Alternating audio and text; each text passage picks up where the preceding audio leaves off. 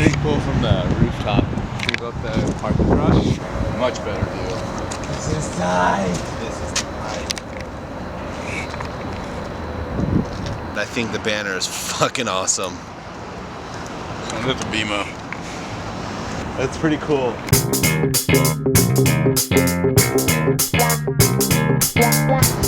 Hey guys, fresh off our flight from LA.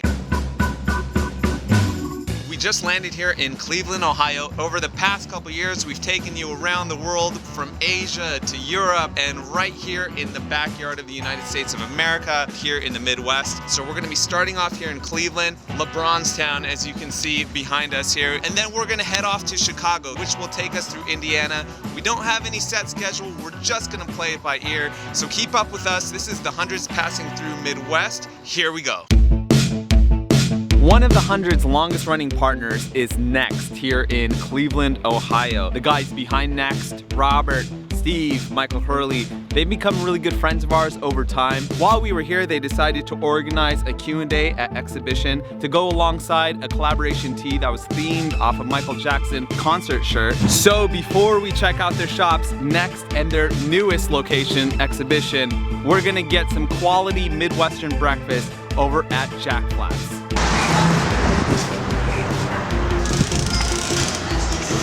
Been open for 10 months now, so we're like a newborn child. Since last December. Specialize in waffles and pancakes. Yes. We do everything from scratch. Not a single thing we get pre-made. You know, it's only me and two other people in the kitchen. I think we chose this location just because it's still part of the gritty Ohio City. It's not that new West 25th. You know, we're not right in the heart of, I don't know, all the new stuff that's going on. So we still keep some of the, you know, some of the neighborhood, which is nice. Thanks for coming out and visiting us today. So we just stepped foot here in the Beechwood Mall. It is the best mall here in Cleveland, if not the state of Ohio.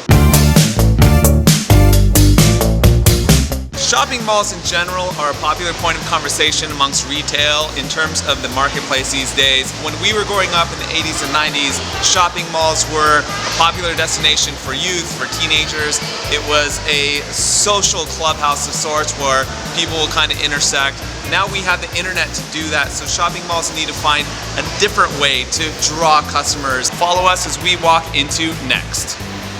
My name is Robert Rosenthal. We are in Next Beechwood Place. It was really kind of quite a challenge. It was retail that we certainly didn't know much about, and the thing that we really tried to do here was to become the anti-mall store. And we really wanted to introduce the mall customer to brands that they had never seen before. Our mission is reinvention is more important than success, and we really, as a buying team, we try to live by that, so that what's more important to us is creating a product mix, an environment that is much different and more compelling than our competitors, and always really trying to go after it and test the limits to which, you know, our customer will accept fashion.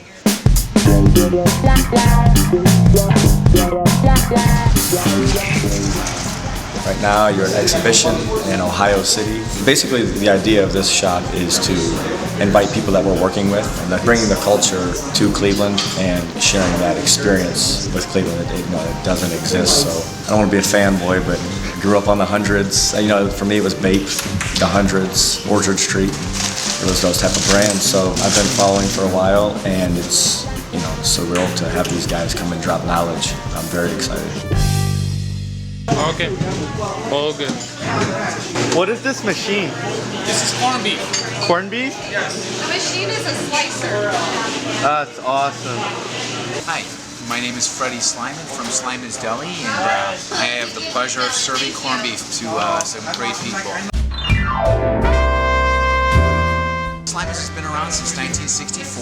We've had the honor of hosting George Bush, Rachel Ray, LeBron James, Joe Biden. It's a very individualized, personalized, one-on-one treatment, and in this day and age, you know, everything is corporate and commercial, and unfortunately we've lost that personalized, treatment. We love to give. That's what Slyman's all about. Best in the world. It's kind of cool. It's like We are walking up on one of my most anticipated tourist attractions here in the Hundreds Passing Through Midwest. It is the Rock and Roll Hall of Fame Museum. I've always wondered why they located it here smack dab in the middle of the country, but I've heard that it is pretty amazing inside. Can't wait to see what's going on.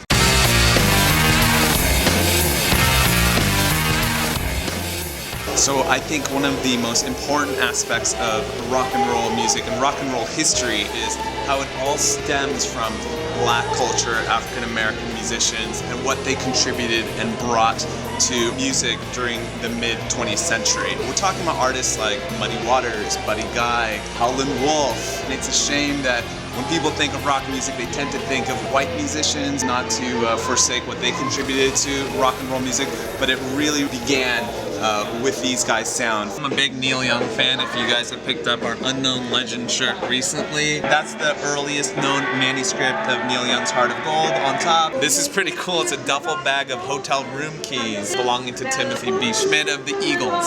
Although rock and roll emanated from the South, it didn't really crystallize till it hit the Midwest, and this room embodies that. Whether we're talking about the Replacements to Liz Phair, Devo, The Cramps, Bon Iver to Conor Oberst with Bright Eyes, the Midwest contributed a huge chapter to the rock and roll compendium, and this room is a great example of that.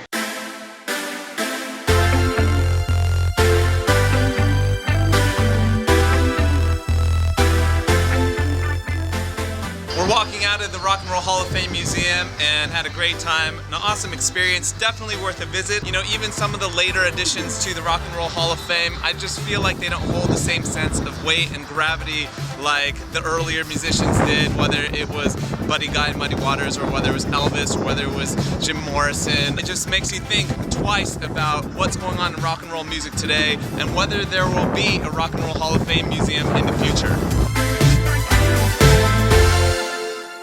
We are at the Big Fun Toy Store. One of my favorite parts of these trips is exploring all sorts of obscure Americana, getting to relive much of my childhood and youth, and not just only of mine, but all of us collectively grew up in the 80s and 90s and into the 2000s. We are gonna walk down memory lane, poke around, and wallow in some of our favorite nostalgia. Look how many kids have been sucking Pez candies out of these dispensers. Ninja Turtles were right after my time, but my little brother was obsessed with them. My favorite Ninja Turtle was Rat King. This place is incredible. Look at all these toys. Like, I used to have all of these Transformers down here. I used to have all of these Masters of the Universe toys. I definitely had this. It's a trip. This is cool. We're here in Big Fun, and it's essentially like my childhood vomited all over one store. It's all of my favorite memories from the 80s and 90s packed into a beautifully disorganized array of toys, action figures, video games. They're all here. We've been to a lot of venues like this across the states. I've never seen one where there's been such a diverse and comprehensive collection of toys from across the decades.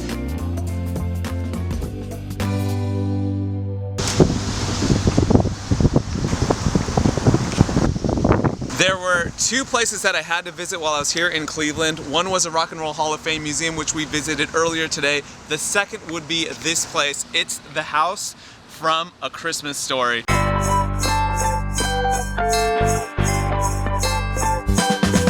This is Ralphie's actual house that we're standing in front of. There's a museum across the street, a gift shop as well, but if you look in the window, you can see the leg lamp. You can see the actual radio that the dad was listening to, the carpet, the furniture, everything looks pretty much intact and authentic. This is it, this is Ralphie's house, A Christmas Story. You're gonna shoot your eye out, kid. Bye!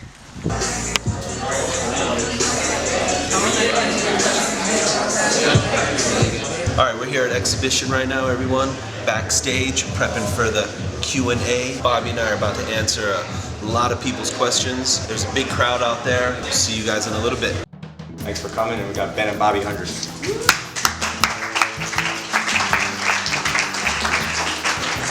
Do you feel like your college experience helped develop the Hundreds? Was there ever a time when one of you wanted it more than the other? You started off so tight, and now you've opened it up to a broader channel. Was that always the idea, I guess, is the question.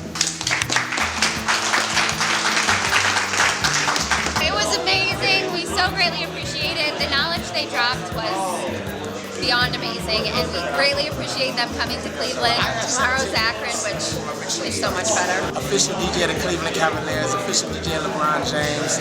Big shout out to the Hundreds, man. I didn't really know their story like that. I know that they've been a brand that I've supported over the years because they had quality content, but finding out their story and learning their story and about the media and all of that was amazing, man. So big shout out to the Hundreds guys. That's it for our Q&A here at Exhibition in Cleveland. We want to thank everyone who came out.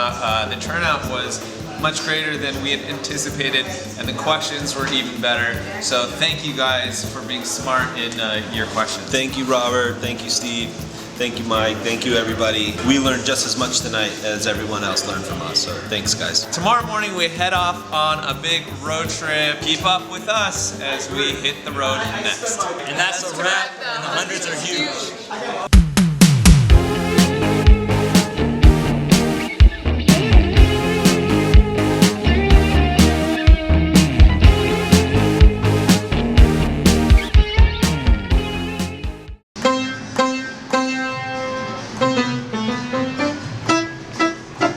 Yeah! This is the Tumblr room. Mad Pornos. That's a lot of Mao.